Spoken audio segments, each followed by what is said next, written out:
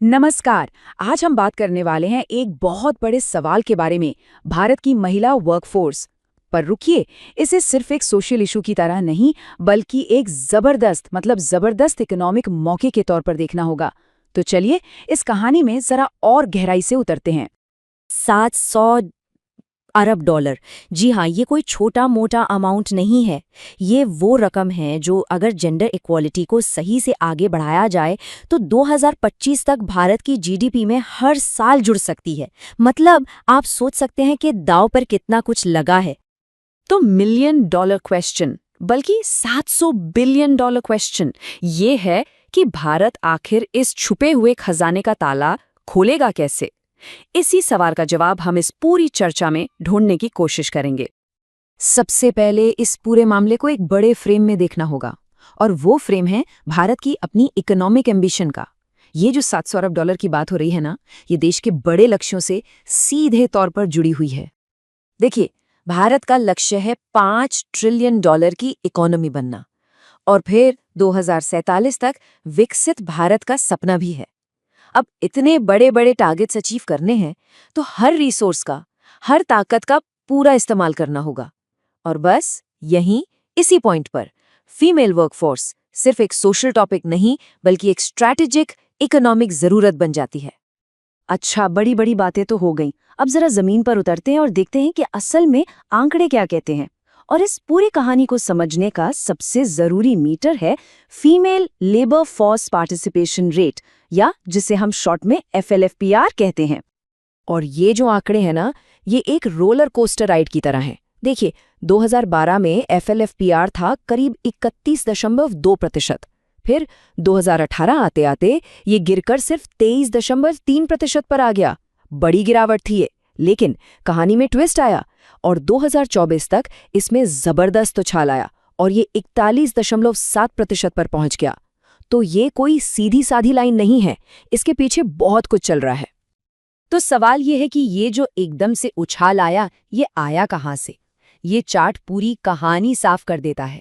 देखिए, इसका सबसे बड़ा हिस्सा आ रहा है अनपेड फैमिली लेबर से, मतलब वो काम जो परिवार के लिए किया जाता है पर उसकी कोई सैलरी नहीं मिलती। उसके बाद नंबर आता है सेल्फ एम्प्लॉयमेंट का, और सबसे छोटा हिस्सा वो है सैलरी वाली नौकरियों का। और यहीं पर हमें एक बहुत जरूरी बात समझनी होगी। FLFPR का बढ़ना अपने आप में ये गारंटी नहीं देता कि इकोनॉमी में महिलाओं की हालत सुधर रही है, खासकर तब जब बढ़ा हुआ काम अनपेड हो, इनफॉर्मल हो, या ऐसा हो जिसके पैसे ही ना मिल रहे हों। मतलब सिर्फ नंबर बढ़ना काफी नहीं है। सवाल ये है कि काम किस तरह का बढ़ रहा है, क्वालिटी मैटर करती है। तो फिर अगला सवाल बिल्कुल साफ है। अच्छी क्वालिटी की नौकरियों में महिलाओं की भागीदारी इतनी बड़ी चुनौती क्यों है? चलिए इन रुकावटों को, इन रोड ब्लॉक्स को जरा करीब से समझते हैं। सबसे पहली बात तो ये है कि अच्छी फॉर्मल नौकरियों तक पहुंच बहुत लिमिटेड है। फिर आता है वो जिसे डबल बर्डन कहते हैं, मतलब घर की भी जिम्मेदारी और बाहर काम की भी। समाज के अपने नियम कायदे हैं, कहीं आने जाने पर पाबंदियां हैं, वो भी एक रुकावट है। अच्छा, सेफ ट्रांसपोर्ट और भरोसेमंद चाइल्ड केयर ना मिलना, ये तो बहुत बड़ी प्रॉब्लम है।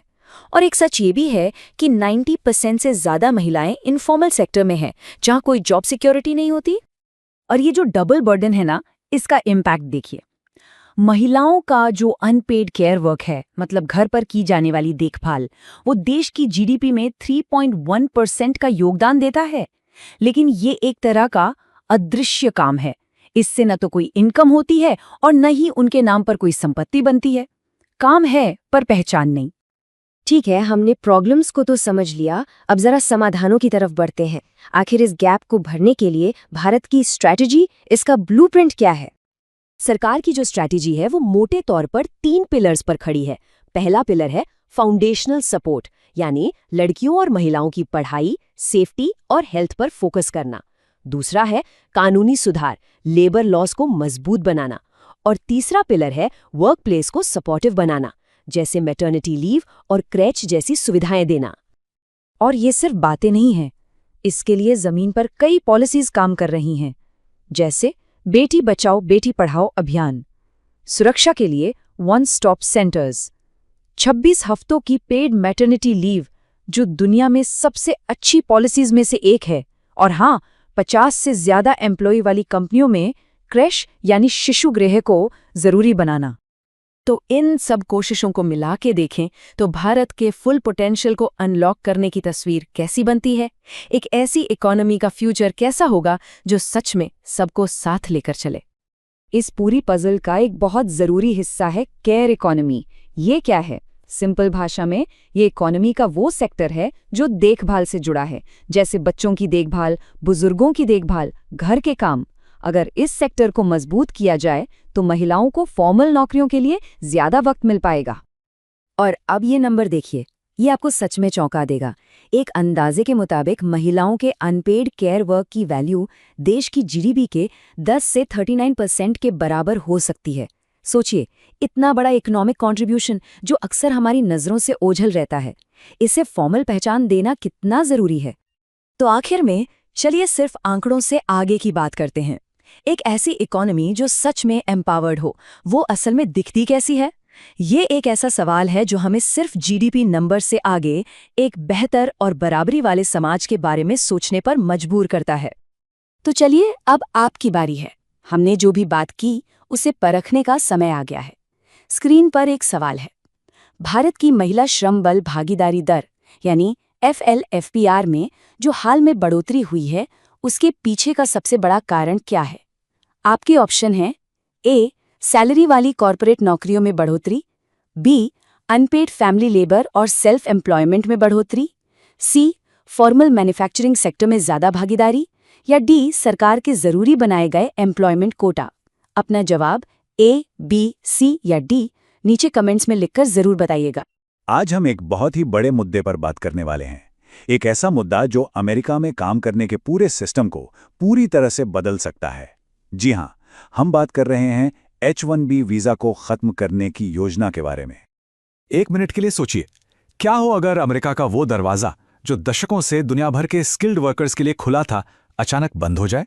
सुनने में किसी फिल्म की कहानी लगती है ना, पर यह सिर्फ कोई कोरी कल्पना नहीं है, बल्कि एक असली ठोस प्रस्ताव है जो मेज पर रखा जा चुका है। तो चलिए सीधे मुद्दे पर आते हैं और इस बिल की गहराई में उतरते हैं। देखिए, इसे पेश किया है कांग्रेस सदस्य मार्जरी टेलर ग्रीन ने, और इसका मकसद छोटा मोटा नहीं है, बल्कि 35 साल से चले आ रहे इस वीजा प्रोग्राम को जड़ से ही बदल देना है। अच्छा, इससे पहले कि हम और आगे बढ़ें, एक बार जल्दी से ये समझ लेते हैं कि आखिर ये H-1B वीज़ा है क्या। तो देखिए, ये एक नॉन इमिग्रेंट वीज़ा है जिसे 1990 में शुरू किया गया था। सीधे सीधे कहें तो इसके जरिए अमेरिकी कंपनियां खासतौर पे टेक्नोलॉजी, मेडिसिन और फाइनेंस जैसे फील्ड्स में दुनिया भर से टैलेंटेड प्रोफेशनल्स को हायर कर सकती हैं। तो सवाल ये उठता है कि इस बिल में आखिर ऐसा है क्या? चलिए इसके जो मेन पॉइंट्स हैं उन पर एक नज़र डालते हैं। देखिए, ये बिल सिर्फ H-1B प्रोग्राम को खत्म करने की बात नहीं करता, ये उससे कहीं ज्यादा बड़ा है। सबसे पहले ये वीज़ा होल्डर्स के लिए अमेरिकी नागरिक बनने का रास्ता ही बंद कर देता है। हाँ, डॉक्टरों और नर्सों के लिए एक छोटा सा टेम्परेरी रास्ता छोड़ा गया है, लेकिन वो भी सिर्फ 10 साल के लिए, उसके बाद वो भी खत्म। और इतना ही नहीं, ये बिल गैर नागरिकों को मेडिकेयर से फंड होने वाले मेडिकल रेजिडेंसी प्रोग्राम्स में शामिल होने से भी रोकता है। अब सवाल ये है कि इतना बड़ा, इतना रैडिकल बदलाव आखिर क्यों? तो प्रतिनिधि ग्रीन का तर्क ये है कि ये पूरा प्रोग्राम धोखाधड़ी और घोटालों से भरा हुआ है, और सबसे जरूरी बात, ये अमेरिकी लोगों की नौकरियां छीन रहा है। ये उनकी अमेरिका फर्स्ट सोच का एक बहुत ही अहम हिस्सा है। और यहीं पे ना मेडिकल फील्ड में एक बहुत ही अजीब सी बात सामने आती है। देखिए, एक तरफ तो ये हाल है कि पिछले साल 9,000 से ज़्यादा अमेरिकी मेडिकल ग्रेजुएट्स को रेजिडेंसी की सीटें नहीं मिल पाईं, और दूसरी तरफ ये बिल गैर नागरिकों को सरकारी फंडिंग वाले ट्रेनिंग प्रोग्राम्स में आने से ही रोक रहा है। मतलब विदेशी डॉक्टरों को शायद काम करने की इजाज़त मिल भी जाए, पर वो अमेरिका में ट्रेनिंग नहीं ले पाएंगे। ये एक बड़ा विरोधाभास है। लेकिन रुकिए, कहानी यहीं खत्म नहीं होती। H-1B को बदलने की अकेली कोशिश नहीं है। एक और बड़ी पहल हुई है जो आई है ट्रंप एडमिनिस्ट्रेशन की तरफ से, पर उनका तरीका बिल्कुल अलग था। वो प्रोग्राम को खत्म नहीं करना चाहते थे, बल्कि उसे एक नया आकार, एक नया रूप देना चाहते थे। जरा इस नंबर पर गौर कीजिए, $1,00,000। जी हां, $1,00,000। सितंबर 2025 से ट्रंप एडमिनिस्ट्रेशन ने नए H-1B वीज़ा एप्लीकेशंस पर इतनी भारी भरकम फीस लगा दी। आप सोच सकते हैं कि ये कितना बड़ा और चौंकाने वाला बदलाव था। तो एडमिनिस्ट्रेशन का कहना ये है कि ये जो भारी भरकम फीस है, इसका मकसद प्रोग्राम के गलत इस्तेमाल को रोकना है। उनका तर्क है कि कुछ कंपनियां अमेरिकी वर्कर्स की जगह कम सैलरी पर विदेशी वर्कर्स को रख रही हैं, जबकि इस प्रोग्राम का असली मकसद अमेरिकी वर्कफोर्स को सपोर्ट करना होना चाहिए, ना कि उसे रिप्लेस करना। फीस के अलावा लॉटरी सिस्टम में भी एक बहुत बड़ा बदलाव किया गया। अब ये कोई किस्मत का खेल नहीं रहा, इसे पूरी तरह से सैलरी पर आधारित बना दिया गया है। मतलब जिसकी सैलरी जितनी ज्यादा, उसके वीजा पाने के चांस भी उतने ही ज्यादा। जो सबसे ज्यादा सैलरी वाले हैं उन्हें लॉटरी में 4 एंट्रीज मिलती हैं, और जो सबसे कम सैलरी वाले हैं उन्हें सिर्फ 1। तो अब हमारे सामने H-1B सुधार के 2 बिल्कुल अलग अलग रास्ते हैं। एक रास्ता है जो इसे पूरी तरह खत्म करने की बात करता है, और दूसरा रास्ता है जो इसे जड़ से बदलना चाहता है। चलिए इन दोनों तरीकों की आमने सामने तुलना करके देखते हैं। तो देखिए, एक तरफ है ग्रीन का बिल, जो सीधे सीधे इस प्रोग्राम को खत्म करने की बात करता है, और ये उनकी अमेरिका फर्स्ट वाली सोच से आता है। और दूसरी तरफ है ट्रंप के सुधार, जो प्रोग्राम को तो रखते हैं, लेकिन $1 लाख की फीस और सैलरी बेस्ड लॉटरी के साथ इसका फोकस पूरी तरीके से हाई स्केल और हाई पे वाले वर्कर्स पर कर देते हैं। रास्ते 2 हैं, सोच अलग अलग है, लेकिन दोनों का दावा एक ही है, अमेरिकी वर्कर के हितों की रक्षा करना। तो सबसे बड़ा सवाल ये है कि इन सभी बदलावों का सबसे ज्यादा असर आखिर पड़ेगा किस पर? ये चार्ट सारी कहानी साफ साफ बता रहा है। 70%, जी हां, 70% से भी ज्यादा H-1B वीजा होल्डर्स भारतीय हैं। इसका सीधा मतलब यह है कि इन सभी पॉलिसीज का भारत के टैलेंटेड वर्कफोर्स पर बहुत गहरा और सीधा असर पड़ रहा है। और ये असर सिर्फ लोगों तक ही सीमित नहीं है, इसका दायरा कहीं ज्यादा बड़ा है। Amazon, गूगल, माइक्रोसॉफ्ट जैसी बड़ी बड़ी कंपनियां जो इन वर्कर्स पर बहुत ज्यादा निर्भर हैं, उन पर भी इसका बुरा असर पड़ा है। अगर हम इंसानी पहलू की बात करें तो इस फीस को लेकर जो कन्फ्यूजन हुआ, उसके चलते कई परिवार बिछड़ गए, लोगों को अपनी ट्रैवल प्लान्स कैंसिल करनी पड़ी, और तो और इस मुद्दे ने भारत के साथ डिप्लोमैटिक टेंशन भी पैदा कर दी है। तो सवाल यह है कि अब हम कहां खड़े हैं? इतने सारे बदलावों, कुछ प्रस्तावित और कुछ लागू के बीच H-1B प्रोग्राम का, इसके होल्डर्स का और इन पर निर्भर कंपनियों का भविष्य सच कहें तो काफी अनिश्चित लग रहा है। तो आगे क्या होने वाला है? देखिए, ट्रंप की जो फीस है वो लागू तो हो चुकी है, लेकिन उसे कोर्ट में चैलेंज किया गया है। दूसरी तरफ ग्रीन के बिल को कानून बनने के लिए अभी एक लंबा और मुश्किल सफर तय करना है, उसे कांग्रेस से पास होना होगा। मतलब साफ है, इस कहानी में अभी कई और मोड़ आने बाकी हैं। और ये सारी बहस हमें एक बहुत ही बुनियादी सवाल पर वापस ले आती है, खास तौर पर मेडिकल फील्ड के संदर्भ में, कि असली समस्या क्या है? क्या विदेशी वर्कर्स को दिए जाने वाले वीजा असली प्रॉब्लम है, या फिर अमेरिका के अपने ट्रेनिंग सिस्टम की क्षमता में कोई कमी है? ये एक बड़ा सवाल है। चलिए इस पूरी चर्चा को एक सवाल के साथ खत्म करते हैं। स्क्रीन पर एक सवाल है, जरा देखिए। ग्रीन के बिल और ट्रंप एडमिनिस्ट्रेशन के एक्शन में सबसे बड़ा फर्क क्या है? आपके ऑप्शन स्क्रीन पर है। इसका सही जवाब क्या लगता है, नीचे कमेंट्स में हमें जरूर बताइएगा। हमारे साथ जुड़ने के लिए बहुत बहुत शुक्रिया। नमस्ते दोस्तों। सोचिए क्या होता होगा जब दुनिया की 2 सबसे जबरदस्त एयर फोर्सेस आसमान में एक साथ आ जाती हैं। जी हां, आज हम बात करने वाले हैं एक्सरसाइज गरुड़ 2025 के बारे में। एक ऐसा अभ्यास जहां आसमान में दोस्ती और ताकत का एक बेजोड़ नजारा देखने को मिलता है। तो सवाल ये उठता है कि आखिर इस एक्सरसाइज का मतलब क्या है? क्या ये सिर्फ आसमान में लड़ाकू विमानों का कोई शो है? बिल्कुल नहीं, ये उससे कहीं ज्यादा, बहुत ज्यादा बड़ा है। ये है भविष्य की चुनौतियों के लिए एक साथ तैयारी, और सबसे जरूरी, एक दूसरे पर भरोसा बनाने का एक जबरदस्त तरीका। तो चलिए थोड़ा और जानते हैं इस एक्सरसाइज गरुड़ के बारे में। देखिए, ये भारत और फ्रांस के बीच होने वाला एक बहुत ही बड़ा, एक प्रीमियर हवाई अभ्यास है। और पता है, इस साल इसका 8वां एडिशन हो रहा है। कहाँ? फ्रांस के मॉन्टे मार्सन एयरबेस पर। सच कहूं तो ये दोनों देशों के बीच जो गहरी दोस्ती है ना, उसका एक जीता जागता सबूत है। तो ठीक है, अब आते हैं सेक्शन 1 पर, आसमान में एक साझेदारी। बात करते हैं इस अभ्यास के पीछे की ताकतों के बारे में। आखिर कौन है वो 2 बड़ी पावर्स जो आसमान में एक साथ उड़ान भर रही हैं? एक तरफ है हमारी अपनी शान, द इंडियन एयरफोर्स, जो अपने शौर्य और दुनिया के सबसे एडवांस्ड एयरक्राफ्ट्स के लिए जानी जाती है। और दूसरी तरफ है फ्रांसीसी वायु और अंतरिक्ष बल। भाई, इनकी टेक्नोलॉजी और ग्लोबल ऑपरेशंस का जो एक्सपीरियंस है वो कमाल का है। और जरा सोचिए, जब ये दोनों ताकतें मिलती हैं तो आसमान में जो नज़ारा होता होगा वो वाकई देखने लायक होता है। चलिए अब बात करते हैं मिशन और लक्ष्य की। आखिर ये अभ्यास क्यों इतना जरूरी है? मतलब ये सिर्फ एक शो ऑफ तो है नहीं। इन जबरदस्त विमानों और स्किल्ड पायलट्स के हर एक मूव के पीछे एक बहुत ही साफ मकसद है। देखते हैं कि वो क्या हासिल करना चाहते हैं। देखिए, सबसे बड़ा और पहला मकसद है एक दूसरे के साथ मिलकर काम करने की काबिलियत को बढ़ाना। मिलिट्री की भाषा में इसे कहते हैं इंटरऑपरेबिलिटी। अब इसका मतलब क्या है? इसका सीधा सा मतलब यह है कि अगर कभी असल में जरूरत पड़ जाए तो भारत और फ्रांस की एयर फोर्सेस एक सिंगल टीम की तरह बिना किसी गड़बड़ के काम कर सकें। और हाँ, ये एक दूसरे की बेस्ट टेक्निक्स और स्ट्रेटजी से सीखने का भी एक जबरदस्त मौका है। और जैसा कि कहा जाता है, ये अभ्यास दोनों वायुसेनाओं के बीच पेशेवर बातचीत, परिचालन ज्ञान के आदान प्रदान और सर्वोत्तम प्रथाओं को साझा करने का अवसर प्रदान करता है। मतलब ये सिर्फ फाइटर जेट्स और मशीनों का खेल नहीं है, यह है इंसानों का मेल।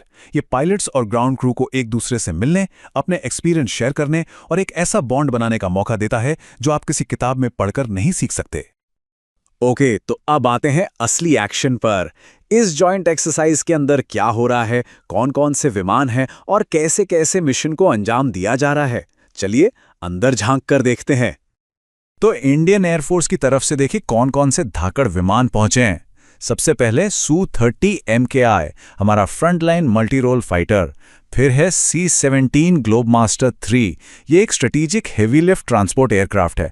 मतलब ये विशालकाय विमान भारी से भारी सामान भी आसानी से ले जा सकता है। और तीसरा है IL-78, जो कि एक मिड एयर रिफ्यूलिंग टैंकर है। आप इसे हवा में उड़ता हुआ पेट्रोल पंप समझ सकते हैं, जो उड़ते हुए फाइटर जेट्स में फ्यूल भर देता है।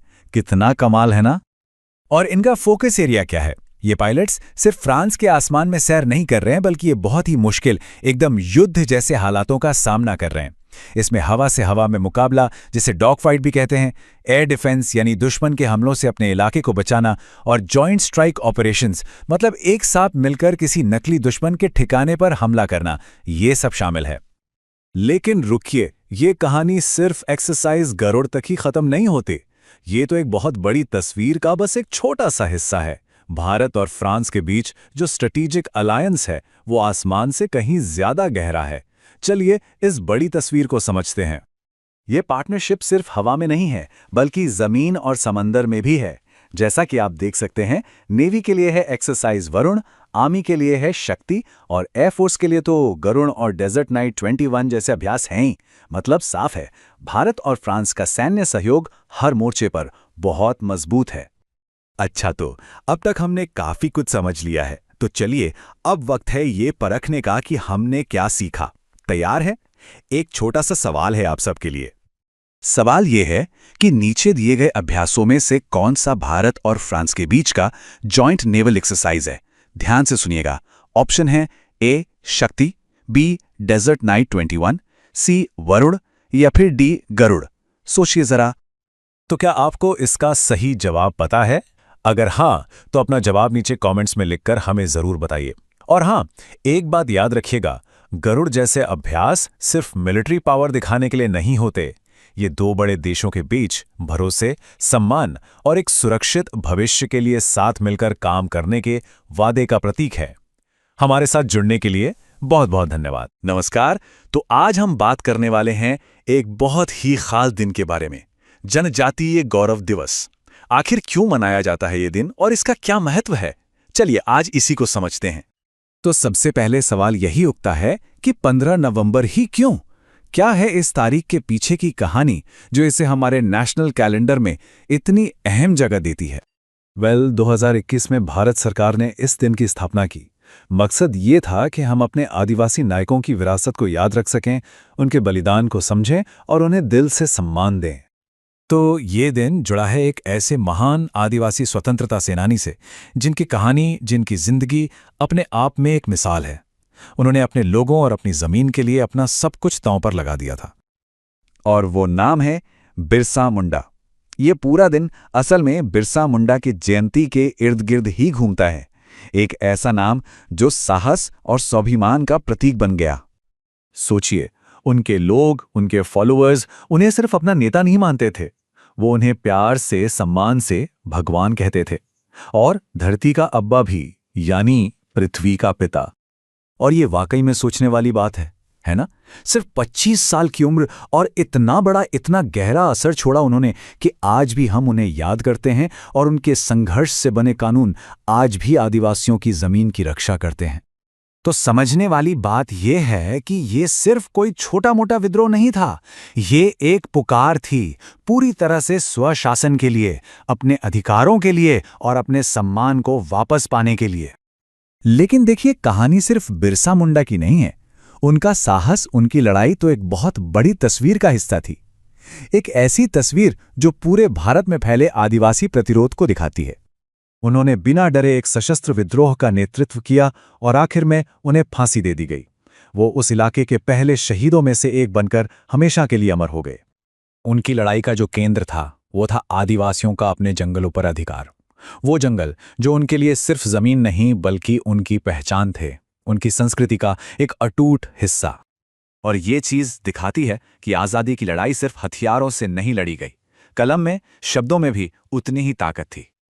तो अब सवाल ये उठता है कि इस महान इतिहास को, इस विरासत को आज हम कैसे सहेज कर रख रहे हैं? ये सिर्फ म्यूजियम नहीं है, सोचिए, ये यादों के वो ठिकाने हैं जो आदिवासी इतिहास को जिंदा रखते हैं ताकि आने वाली पीढ़ियां भी इन वीरों की कहानियों को जान सकें। और बात सिर्फ इतिहास तक ही सीमित नहीं है। सरकार आदिवासी संस्कृति को बचाने और उससे आगे बढ़ाने के लिए भी कई कमाल की पहल कर रही है। कल्चरल चीजों के साथ साथ सोशल और इकोनॉमिक लेवल पर भी उन्हें मजबूत करने पर पूरा जोर है। इसके लिए कई जरूरी कानून और वेलफेयर स्कीम्स भी लागू की गई हैं। तो अब आते हैं सबसे जरूरी सवाल पर, आखिर ये सब कुछ इतना जरूरी क्यों है? क्यों मायने रखता है ये दिन? तो देखिए, सबसे बड़ी बात यह है कि इस इतिहास को सम्मान देना सिर्फ गुजरे हुए कल को याद करना नहीं है। नहीं, ये एक बेहतर, एक ज्यादा न्यायसंगत और समावेशी भविष्य बनाने की तरफ एक बहुत मजबूत कदम है। तो चलिए, अब वक्त है ये देखने का कि आज हमने कितना कुछ सीखा। एक सवाल है स्क्रीन पर, इसका जवाब नीचे कमेंट्स में जरूर दीजिएगा। देखते हैं किसका जवाब सही होता है। चलिए आज बात करते हैं भारत की एक बहुत ही खास फोर्स के बारे में, प्रादेशिक सेना, जिसे टेरिटोरियल आर्मी भी कहते हैं। इसे नागरिकों की सेना या सिटीजन्स आर्मी भी कहा जाता है। और अगले कुछ मिनटों में हम समझेंगे कि ऐसा क्यों है। और इस पर बात करने का इससे बेहतर समय हो ही नहीं सकता, क्योंकि अभी हाल ही में एक बड़ी खबर आई है। भारतीय सेना अब अपनी टेरिटोरियल आर्मी यानी टीए की बटालियनों में महिला सैनिकों को भी शामिल करने की योजना बना रही है। देखिए, ये एक बहुत बड़ा कदम है और इसी वजह से इस संस्था को समझना और भी जरूरी हो जाता है। तो सवाल यही उठता है कि ये जो हम बार बार कह रहे हैं नागरिकों की सेना, इसका मतलब क्या है आखिर? ये हमारी रेगुलर आर्मी से अलग कैसे है और देश के लिए इसकी असली भूमिका क्या है? आइए जानते हैं। चलिए अब इसे थोड़ा और गहराई से समझते हैं। इस पहले हिस्से में हम यही जानेंगे कि प्रादेशिक सेना क्या है और इसे अक्सर रक्षा की दूसरी पंक्ति या सेकेंड लाइन ऑफ डिफेंस क्यों कहा जाता है। तो देखिए, अगर हम इसकी परिभाषा पर जाएं तो टेरिटोरियल आर्मी एक वॉलंटरी यानी स्वैच्छिक पार्ट टाइम सैन्य बल है। इसका सीधा सा मकसद है देश के आम नागरिकों को सैन्य ट्रेनिंग देना, ताकि जरूरत पड़ने पर वो देश की रक्षा में अपना योगदान दे सकें। और सबसे खास बात यह है कि ये सब वो अपनी रेगुलर नौकरी या बिजनेस के साथ साथ करते हैं। इस बात को समझना बहुत जरूरी है। टेरिटोरियल आर्मी देश की रक्षा की पहली पंक्ति नहीं है, वो भूमिका हमारी पेशेवर रेगुलर आर्मी की है। टीए दूसरी पंक्ति के तौर पर काम करती है, जो हमेशा जरूरत के समय देश की सेवा के लिए तैयार रहती है। और इनकी यही भावना, यही जज्बा इनके आदर्श वाक्य में भी झलकता है, सावधानी व शूरता, जिसका मतलब है सतर्कता और वीरता। ये उनके मूल्यों को खूबसूरती से दर्शाता है। अच्छा, ये स्लाइड सबसे बड़े फर्क को बिल्कुल साफ कर देती है। एक तरफ है टेरिटोरियल आर्मी के पार्ट टाइम वॉलंटियर्स, जिनके पास अपनी सिविलियन नौकरियां हैं, अपना काम धंधा है, और दूसरी तरफ हैं हमारी रेगुलर आर्मी के फुल टाइम प्रोफेशनल सैनिक, जिनका एकमात्र पेशा ही देश की रक्षा करना है। चलिए अब जरा समय में पीछे चलते हैं और देखते हैं कि इस अनोखी नागरिक सेना की जड़ें कहाँ से जुड़ी हैं, इसका इतिहास क्या रहा है। तो इसकी कहानी शुरू होती है 1920 में ब्रिटिश शासन के दौरान, जब इंडियन टेरिटोरियल एक्ट पास किया गया था। उस वक्त इसे 2 हिस्सों में बांटा गया था, एक यूरोपियों के लिए और दूसरा भारतीयों के लिए। फिर देश आज़ाद हुआ और 1948 में नया एक्ट पास हुआ और फिर 1949 में भारत के पहले भारतीय गवर्नर जनरल सी राजगोपालाचारी ने इसका औपचारिक उद्घाटन किया। अच्छा, तो अब सवाल ये उठता है कि अगर कोई इस नागरिक सेना का हिस्सा बनना चाहे तो उसके लिए क्या योग्यताएं हैं? चलिए देखते हैं।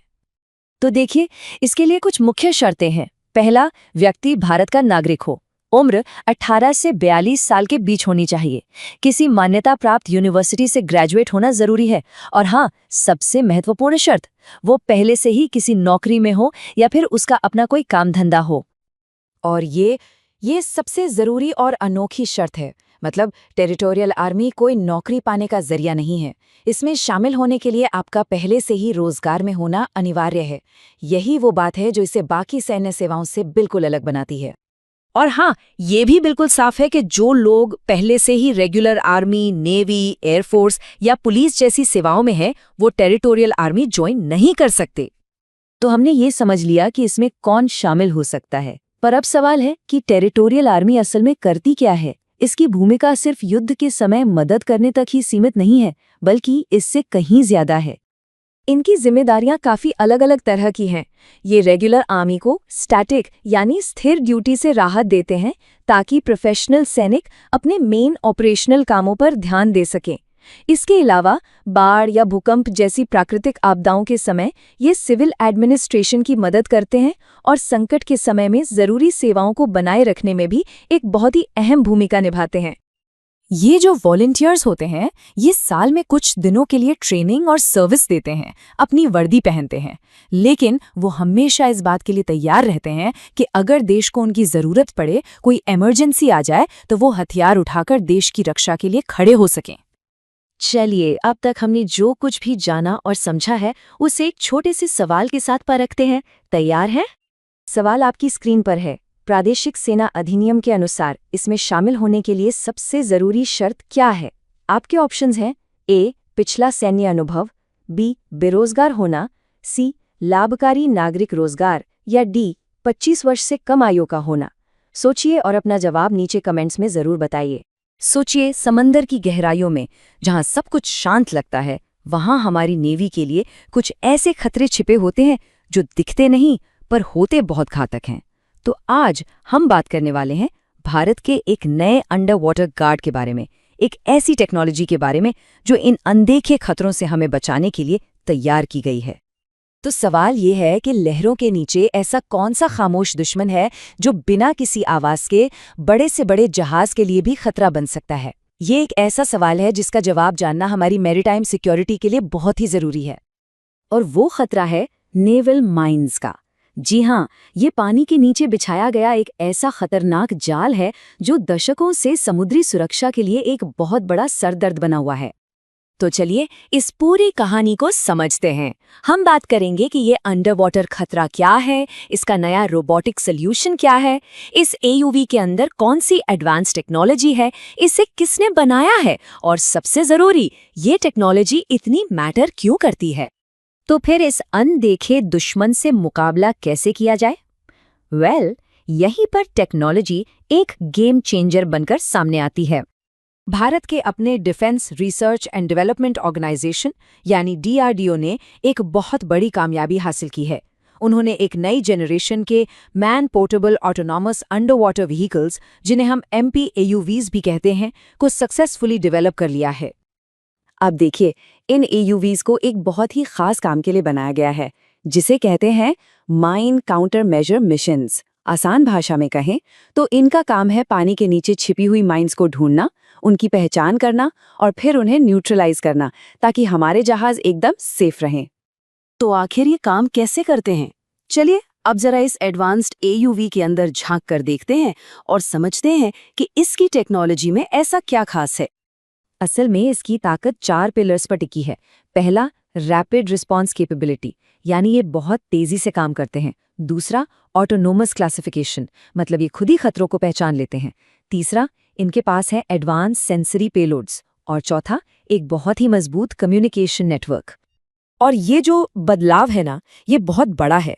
देखिए, पुराने तरीकों में यानी ट्रेडिशनल माइन हंटिंग में ऑपरेशनल रिस्क बहुत ज्यादा था, मतलब इंसानी जान का खतरा।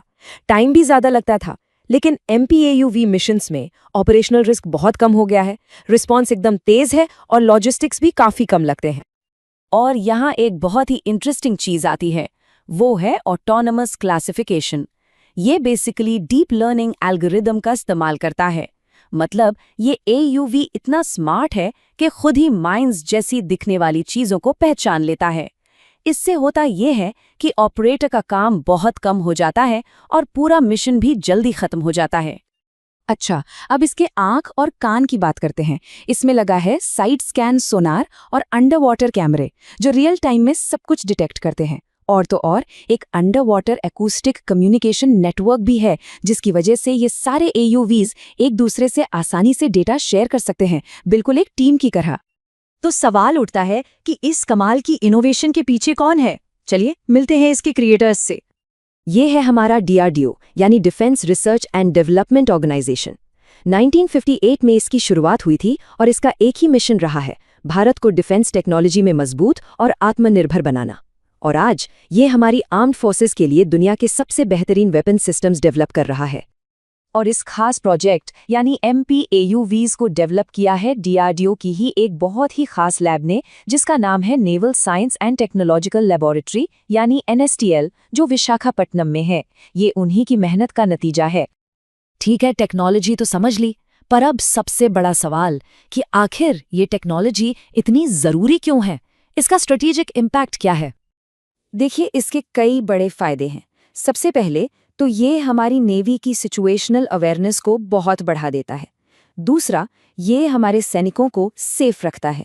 तीसरा, हमारी स्ट्रेटेजिक कैपेबिलिटी बढ़ती है। और चौथा, और शायद सबसे ज़रूरी, ये स्वदेशी डिफेंस टेक्नोलॉजी यानी आत्मनिर्भर भारत के लिए एक बहुत बड़ा मील का पत्थर है। और अब जाते जाते एक सवाल छोड़ जाते हैं। जैसे जैसे ये अंडर वाटर ड्रोन्स और ज़्यादा स्मार्ट और ऑटोनॉमस होते जाएंगे, सोचिए ये डिफेंस और एक्सप्लोरेशन के लिए कौन कौन से नए दरवाजे खोलेंगे। तो चलिए, अब बारी है आपके ज्ञान को टेस्ट करने की। स्क्रीन पर जो सवाल है उसका जवाब नीचे कमेंट्स में बताइए। देखते हैं इसका सही जवाब क्या है। नमस्कार, आज हम दो ऐसी चीजों पर बात करने वाले हैं जिनका आपस में कोई लेना देना नहीं लगता। एक तरफ एक मिसाइल और दूसरी तरफ एक बेशकीमती कलाकृति। पर क्या ये दोनों ही राष्ट्रीय प्रतीक हो सकते हैं? आइए इसी सवाल का जवाब ढूंढते हैं। सोचिए जरा, एक सुपरसोनिक न्यूक्लियर मिसाइल और 400 साल पुराना एक पवित्र कपड़ा, इनका आपस में क्या कनेक्शन हो सकता है ना अजीब सवाल। एक तरफ विनाश की टेक्नोलॉजी, दूसरी तरफ सदियों पुरानी कला और आस्था। तो आखिर इनका रिश्ता क्या है? चलिए आज इसी गुत्थी को सुलझाते हैं। तो आज हम क्या क्या देखने वाले हैं? सबसे पहले बात करेंगे फ्रांस के उस सुपरसोनिक हथियार की। फिर हम जानेंगे वृंदावनी वस्त्र की कहानी के बारे में, देखेंगे कि इस कपड़े ने कितना लंबा सफर तय किया है, और आखिर में समझेंगे कि ये दोनों चीजें शक्ति और विरासत के प्रतीक कैसे हैं। तो चलिए शुरू करते हैं फ्रांस की ताकत से, उसके सुपरसोनिक निवारक से। इसे भाले की नोक भी कहते हैं, और ये नाम इसे क्यों मिला अभी पता चल जाएगा। तो ये है ASMPR। बड़ा मुश्किल सा नाम है ना? इसका पूरा मतलब है एयर सोल मोइन पुरते रेनोव। खैर, आसान शब्दों में कहें तो ये फ्रांस की सबसे नई हवा से जमीन पर मार करने वाली न्यूक्लियर क्रूज मिसाइल है। और इसकी टेक्नोलॉजी तो देखिए, कमाल की है। इसमें रैम जेट आर्किटेक्चर है, जिसकी वजह से इसकी स्पीड सोचिए आवाज से भी 3 गुना तेज है, मतलब मैक 3 की रफ्तार। और ये करीब 600 किलोमीटर दूर तक अपने टारगेट को हिट कर सकती है। जाहिर है ये फ्रांस के डिफेंस के लिए एक बहुत ही जरूरी हिस्सा है। लेकिन इसकी सबसे बड़ी और सबसे खतरनाक बात क्या है? वो है इसकी पेलोड कैपेसिटी। ये अपने साथ 300 किलोटन का न्यूक्लियर वॉरहेड ले जा सकती है। बस ये एक नंबर ही काफी है इसकी विनाशक क्षमता को समझने के लिए। तो ये तो हुई मॉडर्न टेक्नोलॉजी और विनाश की बात। अब चलिए गियर बदलते हैं और चलते हैं भारत की एक सदियों पुरानी कला की दुनिया में। हम बात कर रहे हैं वृंदावनी वस्त्र की, एक ऐसी कलाकृति जो मानो इतिहास के धागों से ही बुनी गई हो। ये कोई आम कपड़ा नहीं है दोस्तों, ये असम का लगभग 400 साल पुराना एक पवित्र वस्त्र है। और इस पर वृंदावन में भगवान कृष्ण के जीवन, उनकी लीलाओं, उनकी कहानियों को बड़ी खूबसूरती से उकेरा गया है। इस शानदार कलाकृति को बनाने का श्रेय जाता है महान वैष्णव संत श्रीमंत शंकरदेव को, जिनके मार्गदर्शन में इसे तैयार किया गया था। इसे बनवाने का आदेश दिया था कोच राजा नर नारायण ने। इसे बनाने में तरह तरह के रंगीन रेशमी धागों का इस्तेमाल हुआ और आज भी असम के वैष्णव समाज के लिए ये बहुत ही पवित्र है। और जानते हैं, इसे बुनना कोई आसान काम नहीं था। इसके लिए एक बहुत ही जटिल तकनीक का इस्तेमाल हुआ जिसका नाम है लैम्पास। सोचिए, इस तकनीक में 2 बुनकरों को एक साथ एक ही करगे पर काम करना पड़ता था ताकि इस पर इतने बारीक और खूबसूरत डिजाइन बनाए जा सकें। अब इस कपड़े की अपनी कहानी भी इसकी बुनाई जितनी ही जटिल और दिलचस्प है। इसका सफर असम से शुरू होकर लंदन तक पहुंचा, पर यह हुआ कैसे? चलिए पता लगाते हैं। तो देखिए, इसका सफर शुरू हुआ 16वीं सदी में असम से श्रीमंत शंकरदेव के समय में। फिर ये कैसे हुआ ये तो ठीक से पता नहीं, पर यह वस्त्र असम से तिब्बत पहुंच गया और फिर 1904 में इसे ब्रिटिश म्यूजियम ने अधिग्रहित कर लिया और आज की तारीख में असम के मुख्यमंत्री इसे वापस भारत लाने के लिए कोशिशें कर रहे हैं। तो चलिए अब वापस आते हैं हमारे शुरुआती सवाल पर। एक तरफ मिसाइल, दूसरी तरफ ये वस्त्र।